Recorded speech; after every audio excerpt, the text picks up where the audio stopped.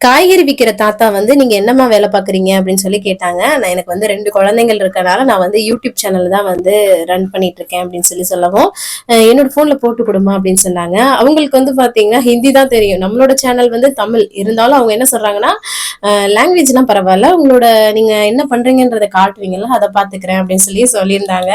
So ஒரு subscriber பண்ணிவிட்டு அவங்கள்ட்ட கொடுத்துட்டு நம்ம வீட்டுக்கு வந்தாச்சு. அதுக்கப்புறமா ஹஸ்பண்ட் வந்து ஜீரா ரைஸ், அது கூட வந்து கபாப் வச்சு கிரேவி, அப்புறம் வெள்ளரிக்கெல்லாம் கட் பண்ணி வச்சு சூப்பரா டெக்கரேட் பண்ணி கொடுப்பாருங்க என்னோட ஹஸ்பண்ட். செம்மையா வந்து லஞ்ச் வந்து சாப்பிட்டோம்.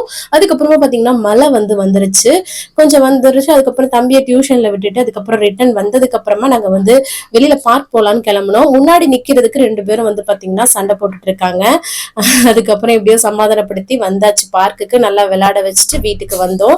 இன்னைக்கு இந்த மாதிரிதான் எங்களோட டே வந்து போச்சு. நம்ம சேனல் லாங் வீடியோ எல்லாம் போட்டிருக்கேன், செக் அவுட் பண்ணி பாருங்க. தேங்க்ஸ் ஃபார் வாட்சிங் ஃப்ரெண்ட்ஸ். பை.